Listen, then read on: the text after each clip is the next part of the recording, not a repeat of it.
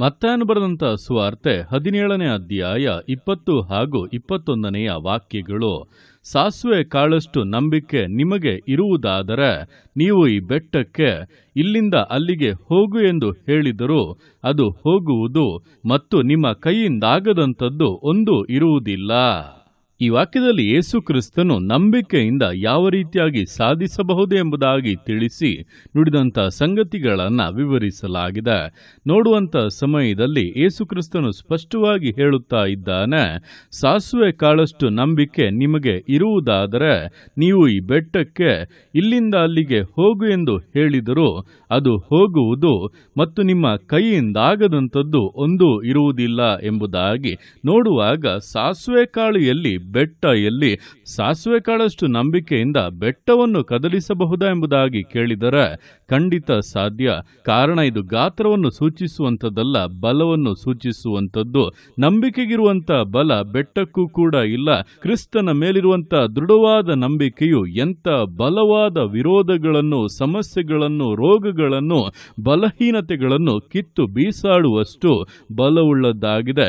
ಯೇಸು ಕ್ರಿಸ್ತನ ಬಳಿಗೆ ಬಂದಂಥ ಪ್ರತಿಯೊಬ್ಬರ ಜೀವಿತವನ್ನು ನೋಡುವಾಗ ಅವರು ಯೇಸು ಕ್ರಿಸ್ತನ ಮೇಲೆ ದೃಢವಾದಂಥ ನಂಬಿಕೆಯನ್ನ ಇಟ್ಟದ್ದರ ನಿಮಿತ್ತವಾಗಿ ಎಲ್ಲ ಸಮಸ್ಯೆಗಳನ್ನು, ರೋಗಗಳನ್ನು, ಬಲಹೀನತೆಗಳನ್ನು, ಸೈತಾನನ ಹೋರಾಟಗಳನ್ನು, ಸಕಲ ವಿಧವಾದಂಥ ಇಕ್ಕಟ್ಟುಗಳನ್ನು ಜಯಿಸಿ ಹೊರಬರುವಂತೆ ಅವರ ಜೀವಿತದಲ್ಲಿ ಅದ್ಭುತ ಕಾರ್ಯಗಳು ನಡೆದವು.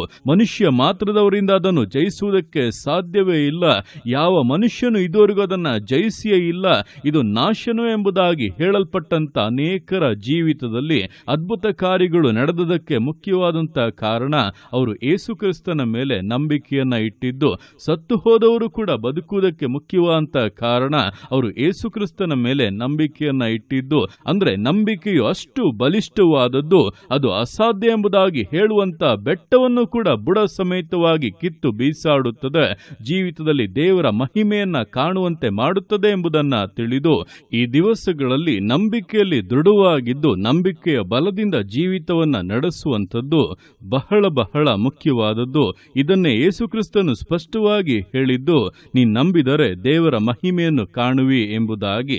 ಹಾಗೆ ವಾಕ್ಯವು ಕೂಡ ಸ್ಪಷ್ಟವಾಗಿ ಹೇಳುತ್ತದೆ, ನೀತಿವಂತನು ನಂಬಿಕೆಯಿಂದಲೇ ಬದುಕುವನು ಎಂಬುದಾಗಿ. ಆದ್ದರಿಂದ ಈ ದಿವಸಗಳಲ್ಲಿ ನೀವು ಬದುಕುವುದಕ್ಕೆ, ಚೆನ್ನಾಗಿ ಬಾಳುವುದಕ್ಕೆ, ಸೌಖ್ಯ, ಬಿಡುಗಡೆ, ಆಶೀರ್ವಾದಗಳನ್ನು ಹೊಂದುವುದಕ್ಕೆ, ನಿಮ್ಮ ಮುಂದೆ ನಿಂತಿರುವಂತ ಬೆಟ್ಟದಂತ ಸಮಸ್ಯೆಗಳನ್ನು ಕಿತ್ತು ಬೀಸಾಡುವುದಕ್ಕೆ ನಿಮಗೆ ಅವಶ್ಯವಿರುವಂಥದ್ದು ಯೇಸು ಕ್ರಿಸ್ತನ ಮೇಲಿರುವಂತ ದೃಢವಾದ ನಂಬಿಕೆ ಎಂಬುದನ್ನ ತಿಳಿದು ಕ್ರಿಸ್ತನ ಬಳಿಯಲ್ಲಿ ನಂಬಿಕೆಯನ್ನು ಹುಟ್ಟಿಸುವಂತೆ ಅಪೇಕ್ಷಿಸಿ, ದೇವರ ದೃಢವಾದಂಥ ನಂಬಿಕೆ ನನಗೆ ಅನುಗ್ರಹಿಸು, ನಾನು ನೋಡುವವನಾಗಿ ಅಲ್ಲ ನಂಬುವವನಾಗಿ ಜೀವಿಸಬೇಕೆಂಬುದಾಗಿ ಆತನ ಕೃಪೆಯನ್ನ ಕೇಳುವುದಾದರೆ ಆತನು ನಿಶ್ಚಯವಾಗಿ ತನ್ನ ಶ್ರೇಷ್ಠವಾದಂಥ ಕೃಪೆಯನ್ನು ಅನುಗ್ರಹಿಸಿ ನಿಮ್ಮಲ್ಲಿ ನಂಬಿಕೆಯನ್ನ ಹುಟ್ಟಿಸಿ ಆ ನಂಬಿಕೆಯನ್ನ ಪೂರ್ಣತೆಗೆ ಕೂಡ ತರುತ್ತಾನೆ. ಆ ರೀತಿಯಾಗಿ ನಂಬುವವರ ಜೀವಿತದಲ್ಲಿ ಅತಿಶಯಗಳನ್ನ, ಅದ್ಭುತ ಕಾರ್ಯಗಳನ್ನು ಮಾಡುವಂತ ದೇವರ ಕರಗಳಲ್ಲಿ ಪೂರ್ಣವಾಗಿ ಸಮರ್ಪಿಸಿ ವಿಧೇಯತೆಯಿಂದ, ದೃಢತೆಯಿಂದ, ನಂಬಿಗಸ್ತತೆಯಿಂದ ವಿಶ್ವಾಸ ಜೀವಿತಗಳನ್ನು ಮುನ್ನಡೆಸೋಣ. ದೇವರ ಕರಗಳಲ್ಲಿ ಸಮರ್ಪಿಸಿ ಪ್ರಾರ್ಥಿಸೋಣ. ಯೇಸುವೆ ಸ್ತೋತ್ರ ರಾಜ, ಕೊಟ್ಟಂತ ದಿವಸಕ್ಕೋಸ್ಕರ ಸ್ತೋತ್ರ ಕರ್ತನೆ. ಈ ದಿವಸ ನಿನ್ನ ಕರಗಳಲ್ಲಿ ಸಮರ್ಪಿಸ್ತಾನೆ. ಪ್ರತಿಯೊಂದು ಜೀವಿತಗಳನ್ನು ನೀನು ಆಳ್ವಿಕೆ ಮಾಡು, ಬಲಪಡಿಸು ಕರ್ತನೆ.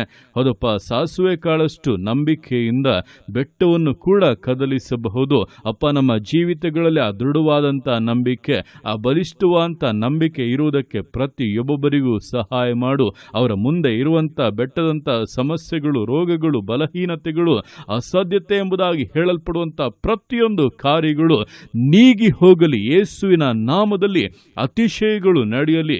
ದೇವರ ಮಹಿಮೆಯು ತೋರ್ಪಡಲಿ. ಅದ್ಭುತ ಕಾರ್ಯಗಳನ್ನು ನೀನು ಮಾಡಬೇಕಾಗಿ ಬೇಡುತ್ತಾ ನಿನ್ನ ಮಕ್ಕಳು ಯಾವ ವಿಷಯದಲ್ಲಿ ನಂಬಿ ಅಪ್ಪ ಈ ಸಮಯದಲ್ಲಿ ಪ್ರಾರ್ಥಿಸ್ತಾ ಇದ್ದಾರೋ ಅದರಲ್ಲಿ ಅಪ್ಪ ನೀನು ಅದ್ಭುತ ಮಾಡು. ಈ ದಿವಸವೇ ಅದನ್ನು ಕಂಡು ಹರ್ಷಿಸುವಂತೆ ಆಶೀರ್ವದಿಸಬೇಕೆಂದು ಪ್ರಾರ್ಥಿಸ್ತಾ ಇದ್ದಾನೆ. ಜನರ ಹೃದಯಗಳು ಬದಲಾಗಲಿ, ವಿರೋಧಿಗಳು ತೊಲಗಿ ಹೋಗಲಿ, ಸೈತಾನ ಸಕಲ ಕಾರ್ಯಗಳು ಪುಡಿ ಪುಡಿಯಾಗಿ ಜೀವಿತಗಳು ಬಿಡುಗಡೆಯಲ್ಲಿ ಸಂತೋಷ ಸಮಾಧಾನದಲ್ಲಿ ಮುಂದುವರಿಯಲಿ. ಆಕಾಶ ದ್ವಾರಗಳನ್ನು ತೆರೆದು ಕರ್ತನೆ ಸೂರಗಳನ್ನು ಸುರಿಸಿ ಜೀವಿತಗಳನ್ನು ಆಶೀರ್ವದಿಸಿ ಘನಪಡಿಸಿ ನಿನ್ನ ಅರ್ಥವಾಗಿ ಮಾಡುವಂಥ ನಿನ್ನ ಪ್ರೀತಿಗೋಸ್ಕರ ಕೃಪೆಗೋಸ್ಕರ ಅಪ್ಪ ನಿನಗೆ ಸ್ತೋತ್ರಗಳು. ಪ್ರತಿಯೊಂದು ಜೀವಿತಗಳನ್ನು ಅಪ್ಪ ನಿನ್ನ ಕರಗಳಲ್ಲಿ ಸಮರ್ಪಿಸ್ತಾ ಅದನ್ನು ಆಶೀರ್ವದಿಸು, ಮಾನಿಸು, ಘನಪಡಿಸು. ಎಲ್ಲೋ ನಿನ್ನ ಕರಗಳಲ್ಲಿ ಸಮರ್ಪಿಸಿ ಎಲ್ಲ ಸ್ತುತಿಯನ್ನು ಮಾತ್ಮಳಿನೊಬ್ಬನಿಗೆ ಸಲ್ಲಿಸಿ ಯೇಸುವಿನ ನಾಮದಲ್ಲಿ ಬೇಡುತ್ತೆ ನಮ್ಮ ತಂದೆಯೇ. ಆಮೇನ್, ಆಮೇನ್.